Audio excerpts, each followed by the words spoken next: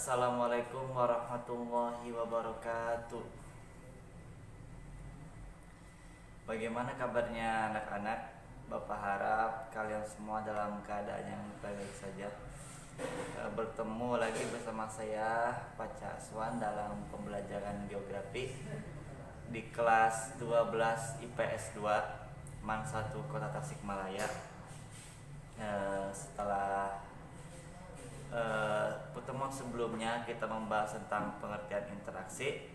Pada kesempatan kali ini kita akan membahas tentang faktor-faktor yang mempengaruhi interaksi desa dan kota. Bapak harap walaupun di tengah pandemi dan pembelajaran dilakukan secara daring, itu tidak menyurutkan kita untuk terus belajar walaupun di tengah keterbatasan. Baik, sebelumnya ada yang tidak hadir. Bapak harap semuanya hadir ya, walaupun secara daring. Kalian yang tinggal di pesantren, yang tinggal di rumah, jangan lupa jika kalian berpergian keluar rumah untuk selalu menerapkan 3M, yaitu memakai masker, mencuci tangan, dan menjaga jarak atau berkerumun. Bagi kalian yang tinggal di asrama, di pesantren, usahakan seminimal mungkin untuk keluar dari asrama. Oke, langsung saja ke materi. Bapak harap semuanya memegang LKS ini ya. Kalian buka halaman 43. Di situ ada materi tentang pola dan faktor-faktor interaksi desa dan kota. Apa yang kalian pikirkan jika mendengar kata desa?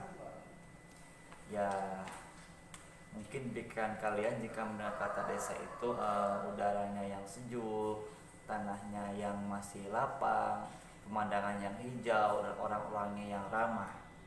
Sedangkan apa yang kalian bayangkan jika mendengar kata kota? Ya, mungkin jika kalian mendengar kata kota, maka yang tersirat di benak adik-adikku sekalian, anak-anakku sekalian, yaitu tentang hiruk pikuk, terus keramaian, kerumunan, dan orang-orangnya yang cenderung tidak ramah, cenderung cuek di perkotaan, dan pola pemukiman yang sangat padat. Jadi dalam buku LKS kalian itu ada pengertian bahwa interaksi wilayah adalah hubungan timbal balik yang saling mempengaruhi antara dua wilayah atau lebih yang dapat melahirkan gejala penampakan dan permasalahan baru secara langsung maupun tidak langsung. Contoh interaksi di sini yaitu interaksi antara wilayah kota dan wilayah desa. Dari definisi barusan bisa disimpulkan bahwa interaksi antar wilayah itu memiliki 3 prinsip pokok. Di antaranya itu pertama, hubungan timbal balik terjadi antara dua wilayah atau lebih. Jelas, timbal balik, suatu kata timbal balik dikatakan timbal balik jika terjadi hubungan antara dua wilayah atau lebih. Jika satu wilayah itu namanya bukan timbal balik. 3 wilayah, 4 wilayah itu termasuk timbal balik, minimal 2 wilayah. Yang kedua itu ada hubungan timbal balik mengakibatkan proses pergerakan. Jadi si dampak dari timbal balik ini memiliki efek, di antaranya itu mengakibatkan proses pergerakan. Pergerakan pertama yaitu pergerakan manusia. Jelas, pergerakan manusia atau mobilitas penduduk. Misalnya penduduk yang tinggal di pedesaan pergi ke kota untuk bekerja, untuk misalkan kalian yang orang tinggal di kabupaten, misalkan ya di Kabupaten Tasikmalaya, kalian pergi ke Kota Tasikmalaya kemudian sekolah dan pesantren. Eh, itu terjadi mobilitas manusia, pergerakan manusia dengan berbagai motif. Ada yang untuk pendidikan, ada yang untuk bekerja, ada yang untuk lain-lainnya, ada banyak. Yang kedua itu ada poin kedua itu ada pergerakan informasi atau gagasan. Misalnya informasi iptek, kondisi suatu wilayah. Pergerakan informasi atau gagasan, misalkan si orang dari kota seorang yang tinggal di kota yang bekerja atau yang mengenyam pendidikan, ketika dia pulang ke asalnya, ke daerahnya, otomatis dia akan membawa suatu gagasan, suatu ilmu atau informasi yang dia bawa dari kota, kemudian dia terapkan di asalnya, di daerah. Kemudian ada pergerakan materi atau benda, jelas, misalnya distribusi bahan pangan, pakaian, bahan bangunan dan sebagainya. Misalkan suatu wilayah perkotaan membutuhkan bahan pangan, misalkan padi atau mungkin yang lainnya, pasti akan mencari wilayah sumber penghasil bahan pangan. Misalnya dari wilayah pedesaan yang banyak padi, kemudian dikirimkan ke wilayah perkotaan. Misalkan di wilayah pedesaan, di daerah itu banyak gula merah, maka akan dikirimkan si gula merah itu ke wilayah perkotaan yang membutuhkan banyak gula merah. Yang ketiga itu ada hubungan timbal balik menimbulkan gejala, kenampakan dan permasalahan baru yang bersifat positif maupun negatif. Yang bersifat negatif, misalkan kota menjadi sasaran urbanisasi. Jadi ketika orang berbondong-bondong dari wilayah pedesaan ke wilayah perkotaan, secara tidak langsung maka akan terjadi semacam kepadatan penduduk di wilayah perkotaan. Dan itu salah satu dampak negatif dari adanya interaksi antara dua wilayah. Yang kedua, misalkan dampak positif. Dampak positifnya apa? Misalnya produk dari suatu pedesaan tidak laku di pedesaan. Di desa harganya murah misalkan. Tetapi jika dijual ke daerah perkotaan yang membutuhkan produk tersebut, maka harganya akan mahal, produknya akan terjual, sehingga interaksi antara desa dan kota di antaranya itu memiliki dampak positif.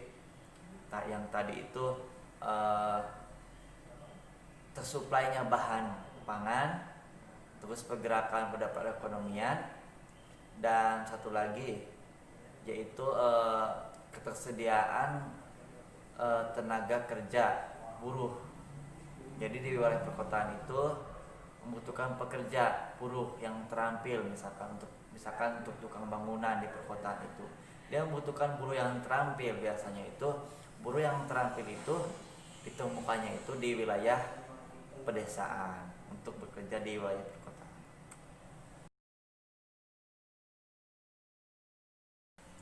Baik, sebelum anak-anak beranjak ke materi yang sebelumnya, Bapak ingin kalian menyimak salah satu video. Simak baik-baik dan kalian tuliskan opini kalian, pendapat kalian mengenai video tersebut. Nah, nanti kalian kumpulkan dalam secari kertas, difoto dan masuk ke dalam nilai tugas.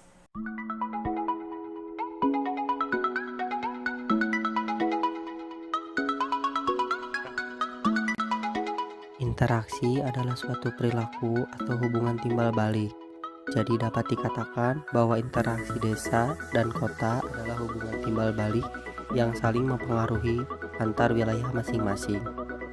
Dalam geografi, interaksi yang dimaksud adalah perilaku dan hubungan timbal balik di suatu wilayah akibat berpindahnya manusia, barang, dan informasi. Interaksi desa kota memiliki banyak manfaat, namun terdapat juga masalah atau dampak negatif yang ditimbulkan. Dalam video kali ini ingin membahas beberapa dampak negatif interaksi desa kota.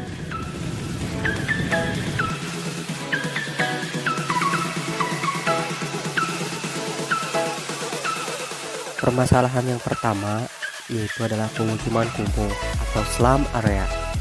Pemukiman kumuh atau slum area adalah daerah yang sifatnya kumuh, tidak tertata, bangunan tidak tersusun secara rapi, tidak beraturan, dan daerah ini umumnya dihuni oleh orang-orang yang berpenghasilan rendah, berpendidikan rendah, serta tidak memiliki etika, ataupun warga desa yang datang ke kota tetapi tidak memiliki keahlian atau skill untuk bersaing di dunia kerja di perkotaan.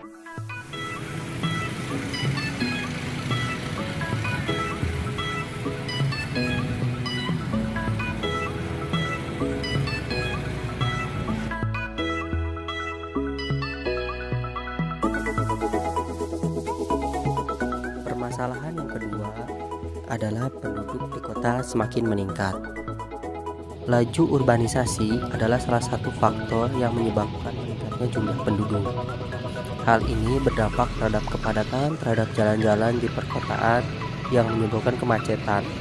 Karena semakin banyaknya penduduk kota, maka permintaan akan kendaraan atau alat transportasi untuk membantu atau meringankan pekerjaan mereka, maka akan semakin meningkat pula.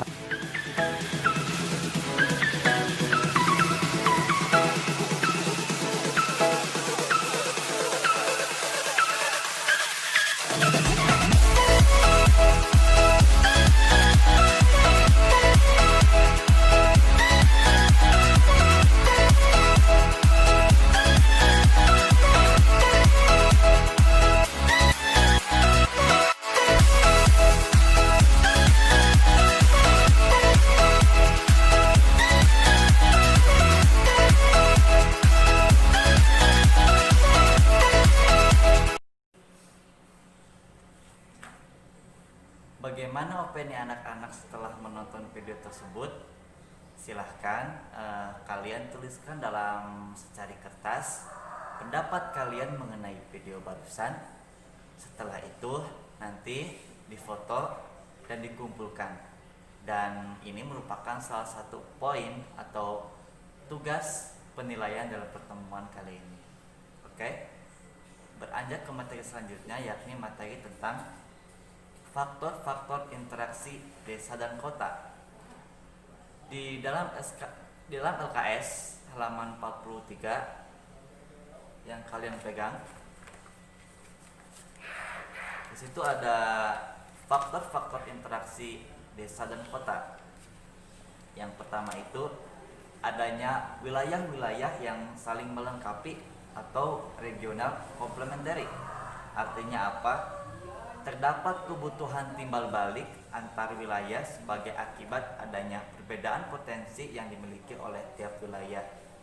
Misalnya, Kabupaten Tasikmalaya dan Kota Tasikmalaya itu memiliki potensi yang masing-masing berbeda-beda. Misalnya, Kabupaten Tasikmalaya itu memiliki bahan pokok seperti beras, gula merah, dan lain-lain. Sedangkan Kota Tasikmalaya itu memiliki produk pabrik, misalkan sabun cuci, kemudian obat-obatan dan lain-lain. Artinya apa? Ketika orang dari Kota Tasikmalaya membutuhkan bahan pokok atau beras, maka dia akan mensuplai atau meminta dari wilayah Kabupaten Tasikmalaya. Dan ketika orang-orang Kabupaten Tasikmalaya membutuhkan produk seperti obat-obatan, kemudian sabun cuci dan lain-lain, maka akan mencari dan mensuplai dari wilayah Kota Tasikmalaya. Kemudian yang kedua itu adanya kesempatan untuk saling berintervensi atau saling mendesak.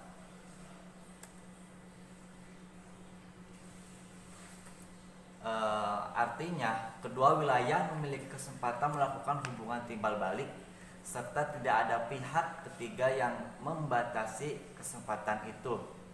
Artinya apa? Kita ambil contoh. Kabupaten Tasikmalaya, Kabupaten Ciamis, dan Kota Tasikmalaya. Ketika Kota Tasikmalaya itu membutuhkan misalkan contoh kelapa muda misalkan Kota Tasikmalaya ini, maka Kabupaten Tasik dan Kabupaten Ciamis itu memiliki potensi kelapa yang banyak. Maka antara Kabupaten Tasikmalaya dan Kabupaten Ciamis akan terjadi semacam intervensi atau persaingan untuk mensuplai kelapa ke daerah Kota Tasikmalaya. Selanjutnya adanya kemudahan pemindahan dalam ruang. Artinya apa?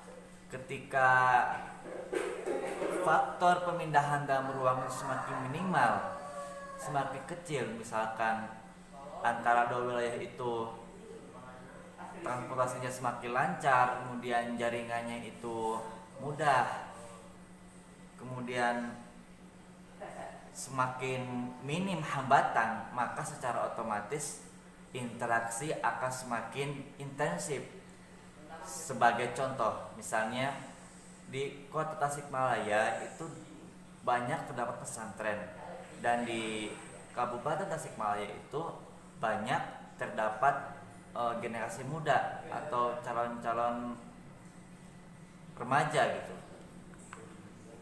Ketika hambatan semakin minimal, pemindahan ruang semakin mudah, maka generasi muda dari Kabupaten Tasikmalaya ingin menuntut ilmu ke Kota Tasikmalaya itu akan semakin intensif, semakin sering, karena pemindahan ruangnya semakin mudah melalui transportasi yang semakin lancar, kemudian jaringan seluler yang tersedia di kedua wilayah semakin terbuka.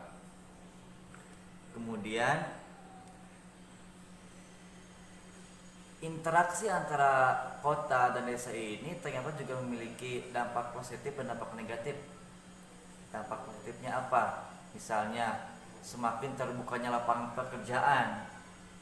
Contoh, misalkan di Kota Tasikmalaya itu banyak toko, banyak pasar dan lain-lain, dan banyak misalkan pembangunan proyek. Maka wilayah Kota Tasikmalaya ini akan membutuhkan banyak buruh. Kabupaten Tasikmalaya yang memiliki banyak sumber daya manusia dan sumber tenaga buruh kasar, secara otomatis akan masuk ke wilayah Kota Tasikmalaya, sehingga hal ini akan menguntungkan pembangunan di Kota Tasikmalaya itu sendiri. Kemudian dampak positif lainnya, ketika suatu wilayah itu maka pergerakan ekonominya akan semakin masif. Secara otomatis jika interaksi wilayah antara wilayah kota dan wilayah kabupaten, maka akan terjadi semacam perputaran ekonomi, dan hal ini akan berdampak positif terhadap kehidupan masyarakat di kedua wilayah tersebut. Dan selain dampak positif tadi juga terdapat dampak negatif karena adanya interaksi desa dan kota ini. Misalkan dampak negatif bagi wilayah kota itu terjadinya arus urbanisasi. Artinya apa? Ketika orang dari daerah pedesaan berbondong-bondong pergi ke wilayah perkotaan untuk bekerja dan mencari penghidupan, maka akan terjadi semacam kepadatan di wilayah perkotaan. Maka akan muncul wilayah yang kumuh, kemudian berbagai permasalahan sosial yang disebabkan karena adanya penumpukan penduduk dalam suatu wilayah di perkotaan, seperti masalah lingkungan, masalah kriminal, dan lain-lain. Kemudian dampak negatifnya bagi pedesaan, ketika banyak generasi muda yang pergi ke wilayah perkotaan untuk menuntut ilmu, untuk bekerja dan lain-lain, maka ketersediaan tenaga muda atau buruh muda di daerah pedesaan akan sangat sulit ditemukan. Karena apa? Misalnya desa itu terdapat banyak pesawahan. Ketika yang menggarap itu kaula mudanya itu tidak ada karena pergi ke perkotaan merantau, maka di wilayah desa itu akan kekurangan pekerja muda. Akibatnya maka sawah di pedesaan itu hanya akan dikelola oleh orang-orang yang istilahnya berumur dan tua, sehingga tidak ada regenerasi dari sawah tadi.